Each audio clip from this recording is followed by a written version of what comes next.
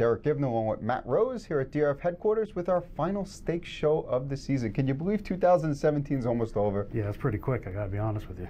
We got action at the Meadowlands on Saturday. It's November the 25th. There's 8 stakes races. We're going to try and breeze through them as quickly as we can. It starts with race number 3. It's the TVG Mares. They're on the trot for $175,000. Only 4 horses here. It looks like a battle between a Motorcon Hanover and Hanover. Which way'd you go? Hanover, 1 to 9. Do we get two? When she wins, do we get 210 or 220? I think that's the only question. I guess a Motorcon Hanover can take some money into it. It looks pretty. The other 2 in this race seem a little overmatched in this 4-horse affair. Not much to discuss in the way of wagering, but you know, Hanover's in the talk for Horse of the Year. So, what better way to move up her status than by taking care of business here? There's no doubt Hanover is the better horse here. I actually picked the Motorcon Hanover, mainly because she drew inside of Hanover. I think if Dan Dubé goes to the front, which he normally does with her, and he can control the race somehow, Hanover's going to have her work cut out for her getting by. I mean, unless Dubé's just going to yield to Yannick, and if he does, then he's going to lose. I mean, so I think if Dubé puts his head down and says, I'm going down the road, I think he can win the race. And he'll be the better price. Okay. Move on to race number 4, TVG Open final for the Trotters. These are the older Trotters, $350,000 on the line. We do have one 3-year-old in the field, and What the Hill. Where'd you go in this 6-horse field? I went to Crazy Wow only because he's missed some time, which is off almost a month since the Breeders' Crown Final. Doesn't have a race or a qualifier, which may concern me a little bit. But I gotta imagine that the connections at Ron Burke have him cranked up and ready for this race. Just from an accomplishment or class standpoint, he's the best in here. It's interesting. We have a 3-year-old What the Hill, one of the top 3-year-olds this season.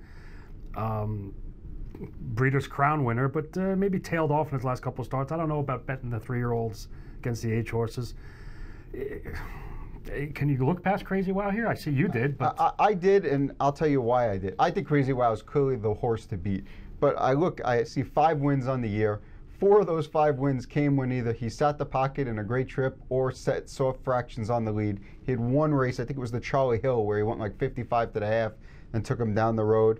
I just don't see why I really want to accept a short price in a field where there won't be any traffic, and all these horses are pretty much capable of going that 151 mile that it would take to win here. I took a shot with number 2, Mambo Lindy, who proved to me in a couple eliminations, I think it was the Maple Leaf and the Breeders' Crown elimination, that he can go with these. He's got a strong closing kick, so if they push Crazy Wow just a little bit, you know, there should be plenty of room for him to come charging home. I mean, I can't fault you with that. At a good price, no less. And I don't see any reason why the 1 looks like a Chippendale. Even the 3, Pinkman, who obviously has taken his time getting going this year, I thought that qualifier he put in last week was his best race of the year. You know what? It wouldn't shock me. Career earner of almost $2.6 million. Obviously a long comeback trail. It wouldn't shock me if Pinkman stepped up with the big efforts. But you mentioned before how Crazy Wow, how his wins come off a soft pace in the front or sit in the pocket. In this 6-horse field, I don't see any other scenario where Crazy Wow isn't cutting a soft pace. And I understand your feeling they can all try 151 and no one's going to have too much traffic and be too far back. But I just see him as 3 to 5 in here, and I just don't want to bet him at 3 to 5. Okay. That's really what it comes down to. Gotcha. But Crazy Wow could certainly win. I went with number 2, Mambo Lindy. We're going to go to race number 5. It's a 3 Diamonds final. 2-year-old fillies on the pace. $381,000 on the line, and this looks like pretty much a 2-horse race here.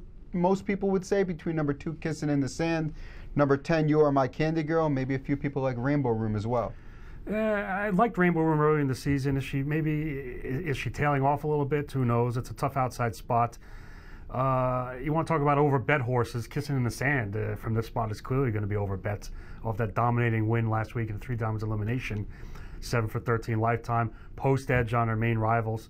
So in this after looking at chalk the first 2 races we discussed, I'll try to take a stab and beat her with a mild upset with the 10, You Are My Candy Girl, who I imagine you get a slightly better price because of the 10 post. 8 for 10, just looks like she's getting stronger and stronger. Jogged in the Matron, jogged in the Breeders' Crown. I'll look in that direction simply because of what figures to be a slightly better price with the huge post disparity. Obviously, you can't take away anything from Kissing the Sand. Strong opinion. Burke Trainee could be leaving well to secure good position. I'm not sure what Dave Miller's going to do with Rainbow Room. You got to assume he's going to leave in this spot. I assume he's going to leave, but if he doesn't leave, he's going to be sitting last. Maybe he'll leave and try to settle mid-pack because Yannick is leaving. Yannick's not getting away 10th, obviously. Yannick's clearly leaving as well, which puts him in a bad spot because Rainbow Room probably leaving to his inside. I see Rainbow Room maybe looking for a mid-pack spot while Yannick drives on. I honestly think that You Are My Candy Girl is probably a slightly faster horse than Kissing in the Sand right now from what I've seen so far. But I think the post edge was too much for me, and I went to Kissing in the Sand. I don't know that I'd back her if she was 3-5 and You Are My Candy Girl was 2-1, but I think it'll be a little bit closer to maybe 6-5, 7-5, or even money 6-5 kind of range. I went with Kissing in the Sand, though I respect You Are My Candy Girl. If I'm looking for a long shot on the field to maybe get in the number, I like Aldine Hanover, number 4, a little bit. Raced well last week, from a no-shot spot. Before that in the kindergarten, shows some speed. So a little bit of versatility there. If the trip goes her way, maybe she can get into the number. I was going to mention the 3, Alexis Power, and the 4, Aldine Hanover, kind of in the same boat. Really had no shot last week. I've been hinting at ability. Either one with some sort of smooth trip can rally late and pick up a share. All right, so we'll go dueling favorites there. I'll go Kissing in the Stand, number 2. Matt's going to go You Are My Candy Girl. That's in the 3 diamonds. We'll go to the Goldsmith Maid Final, 2-year-old fillies on the trot, $420,000 on the line. Is the favorite here number 6, Plunge Blue Chip, off that dominating performance? Yeah, why not? 8 for 9 lifetime. Her one bad race in her career was in the New York Saturday Stakes Final at Yonkers, where she came up completely flat for some reason. Bounced right back in the matron, off almost a month and jogged. Toyed with these last week, driving 26 and 2 home. Yeah, I mean, after being parked. Oh, she did go 59 to the half. Yeah, but still was used. I mean, it was a prolonged move, but still it wasn't handed the lead in that race, and she just hit the lead and powered away for fun. I don't see any reason why Oakes Fonse can't repeat that effort and take care of business here. I went against Plunge Blue Chip, mainly because, quite frankly, I still haven't seen that 53, 54 mile from this horse, that I think it'll take to win this race. I went to the 3, Hey Blondie. I really think I might get a decent price here, considering how good Plunge Blue Chip looked last week and how people look at that 5-length win will be like, whoa, 5-length win, much the best. Like I did? Like you did, I see 253 and change wins already this year. I'm going to take a shot here. She certainly raced well. Second time Lasix was super last time in the kindergarten final. That's where I went. I think Seviorum certainly has a shot in this field, but second best last 4 starts. 5 seconds versus 3 wins. That kind of leads me to believe that maybe she don't like to win that much. I don't know. I think Smoke and Mirrors, who I actually picked last week and wasn't very good. No. Second start back off the layoff, maybe she couldn't sprint with them last time. Maybe she'll be a little bit tighter, just as a long shot play to throw on, at least on the bottom of your tickets. Okay, well, I'm gonna assume Plunge Blue Chip will take the money, will be the favorite here. I'll try Cold Exacta with Andy Miller's horse. You say the name for me? Seviorum. Seviorum. Seviorum. I'll try Cold Exacta. It was a pretty easy Cold Exacta last week. I'll look for a repeat type effort. Plunge Blue Chip for Matt, number 6. I'll go with number 3, Hey Blondie. We'll move to race number 7, TVG and Mares Final in here. And all these horses raced last week. We saw all of them except for one raced last week in the TVG Mares elimination race. We're going to take a look at that replay and see what happened here. And you'll notice that you got Darwin on Beach, number 3, just moved to the outside. And she's just basically going to blitz by Lady Shadow here and dart to the lead, basically taking advantage of a group of horses that know they're coming back next week to race for 175 when they were racing for 25 that week. Yeah, I mean, that was a pretty impressive move. Lady Shadow, quite the controversial mare, now in a new barn off a big ticket sale. Like you said, like we mentioned before, we'll obviously Darn on the Beach is a legit mare. She's come back nice, but. And you'll notice on the outside here, you got number 2 is Nike Franco N, who's closing in pretty well. Under a little bit of urging, maybe a little bit short, but she sat in last week at 3-2. I mean, to me, that was basically a hey, we're going around the track kind of mile, and we'll see you next week. That's what's tough about these. Well, this wasn't an elimination race, a prep race, so to speak, where maybe you can't put too much stock into it. Obviously, not going to take any away from Darwin on the Beach. I'm going to look for maybe a price and a horse that's kind of been on the fringes. How about the 4-Bedroom Confessions?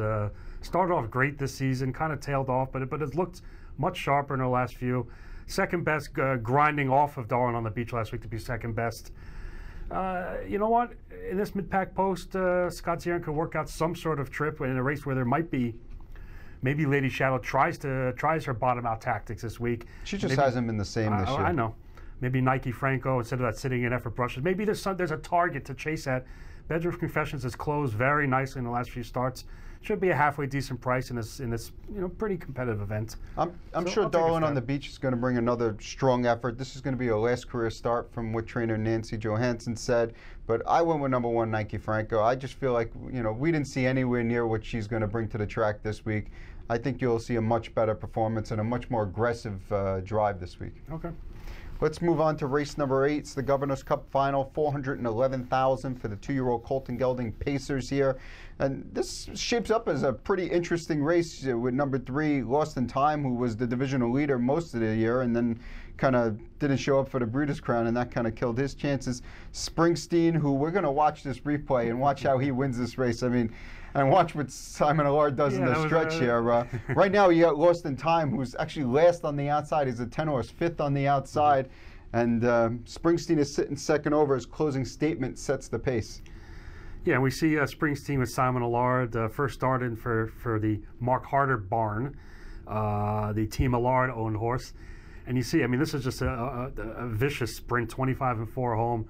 Basically totally under wraps, and it's worth watching. If you watch the outside of your screen now in a second, you're going to see Lost in Time come into the picture and moving as fast as just about any other horse. Simon Allard was looking at him. As Simon Allard was looking back at him, no doubt about it, looking back at the field. And that's where I went in here. I went with Lost in Time in here. I felt like he came home at 25 and change. That was a complete prep from post position number 10. He really didn't have to do much to make the final. Second start for trainer Jimmy Takter this week.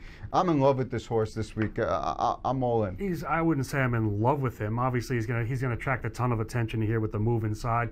Second time Jimmy Takter. Is he going to go off the favorite here and make Springsteen off that effort? I mean, you have to think Springsteen is going to be the favorite. I don't know. No? I mean, I can see a ton of sneaky money coming in on Lost in Time. I'm going to stick with Springsteen. We saw this horse hinting at a lot of ability, and his new connections were, I guess you could say, desperate to obtain this horse. Put it all together in the Matron, which didn't surprise me with the vicious score. Follow that up, even though in a new barn. I don't see any reason why I should jump off the bandwagon right now. And we didn't even mention number 9, Stay Hungry, who's the Breeders' Crown winner. 6 for 8, 437 grand. How does he get in the race from post 9? I mean, does he finally show speed this week? I think he has to, because you watch these races, you know you can't come from last or next to last. You got to try to leave. And what does Tim Tetrick do driving Nutcracker Sweet? I mean, listen, that wasn't a bad effort last week. 2-move effort to get run and then getting run over by Springsteen. I think closing statement also has a shot in here. Given the right trip, if Sears can just save ground, and then the seam opens up and there was some action, I wouldn't be shocked if he was right there in the number and maybe more. The more you look at it, there's 5 or 6 horses that you can make a legitimate case for, but it's a competitive field, no doubt, and that's why I like Lost in though. Time even more, because I'm not going to have to take 3 to 5 on Lost in Time. I should be able to get 2 to 1 or something like that. He will take a lot of money because of all the angles that you. But there's enough. Mentioned. There are enough horses in here. Yes, there are enough contenders. I'm going to stick with Springsteen and get maybe around 2 to 1 or something. Okay. We'll move on to race number 9, Valley Victory Final. 2-year-old Colts and Geldings on the trot. $464,650 is on the line, and they'll have to beat the favorite Fourth Dimension, who we'll see here romping in his elimination. Would you really call it a romp? I mean, he was just completely looked like a qualifier. He was just left alone. Nobody really left. He was able to I don't think Brian Sears moved the whip off his shoulder at all until maybe the last couple of steps. But you know what? He shouldn't have had to after his trip. Is he going to get away that easy this coming week? Absolutely not. I mean, obviously he's a legit horse. You can make the case he's the one to beat, but I don't see him just waltzing around the track here. The one thing that I noticed, and the one thing that got me, granted, he won the race easily, there's no doubt about it. came home in 28 seconds. If you look at the rest of the field, they were all coming home between 27-4 and 28-1. So it's not like anyone was blown away in this race. They were all coming home, you know, nice and evenly with him. And it's not too far of a stretch to think that one of these other horses could step up and take him here. And I went with number 7, Fashion Woodchopper. So did I. I'm sticking with the horse I picked last week. You know, post 9 just clearly, you know, it wasn't going all out. There's no doubt about it. Raced okay. It was an even effort coming off a 3-week layoff, and excuse me, it's even more than 3-week layoff, I think. Regardless, I think this is a race where he's going to step up a little. I think you'll see a much better effort. Is he good enough to beat Fourth Dimension? I think he's fast enough. Will he be, you know, will he beat him? I don't know, but I know I'm going to get a much better price than Fourth Dimension, and I don't think I'm that far behind him in quality, if at all. I'm with you either fortunately or unfortunately. I don't know which. I'm with you. He gets my check mark as well. You could put a line through last week's effort. It was a nice prep, so to speak. Like you said, off time since the Breeders' Crown elimination, where he came up completely flat, qualified back nicely. That was a perfect prep last week. Was finishing with good trots. Will be more involved in this race, and I'll take a stab with him as well. Well, my pick 4 tickets will have both Fourth Dimension and Fashion Woodchopper on them, and we'll switch to race number 10, TVG Open Final on the pace, $350,000. It's the last of the 8 stakes races on basically a blockbuster card that starts at 7:15 on Saturday. 7-horse field, and as usual with these open pacers, who knows? Throw a dart. Throw a dart at the you know what? We've been saying this all season. Who's going to step up here? Who's, you know? Mock it so. If you look at earnings, almost 600,000. And he's done well here. He's done well, but you know, and it's funny. Sometimes he gets overlooked. McWicked, that was a McWicked qualifier. That was some qualifier. If you saw it, I mean, I don't know what Brian Sears was just. It's not like he was chasing him along either. He was just sent him to the lead, and the horse did the rest. I mean, you know what? He was just a passenger. He was, but you know what? Who knows what he does from post 7 out here? Delta Winner's been a steady commodity. Yeah, Line Snyder. I guess if you have to toss 2 of these 7 horses, Line Snyder might be. It looks a little outclassed here. Mel Mara, you know he's a nice horse, but he hasn't brought his A game in a long time. And then, which leaves me, check 6 qualified nicely. He had a nice run this summer. But it was 3 weeks ago to qualify. It was, but again, I don't know. I went with number 7, McWicked. Okay. So the more I look at this race, I'll throw myself out there. Who's been the most steady, consistent performer this year? Who's the highest money earner? All bets off. Who I picked second in this Listen, I guess wrong with this horse every week, but it's because he's tricky. I mean, he's got 25 starts, only 5 wins. It's not like he's winning every week. No, you got to be right at the right time. Listen, in this wide open race, I don't know. Honestly, I'll be honest. I know it's not the best advice. I don't know what to do here. He's been the most steady, consistent horse. I always guess wrong. Maybe they'll throw me a Thanksgiving weekend bone and let me guess right this week. What the heck? All bets off. I agree with you. This was the race where I had the least opinion in of the 8 stakes races. I went with number 7, McWicked. I love the qualifier. He just looked super sharp. I figured maybe they were trying to tighten him up to get one, more huge race out of him before the end of the year. Sears gets along with him great. I took a shot. Okay, can't argue with anybody's selection in this race. That's for sure. 8 stakes races at the Meadowlands. Plenty of great action. I'm sure you'll enjoy it. That's the 2017 stakes season, basically. You got one more race. You got the Progress Pace. The elimination is going to be Wednesday night, and then November 30th, I think, is the final.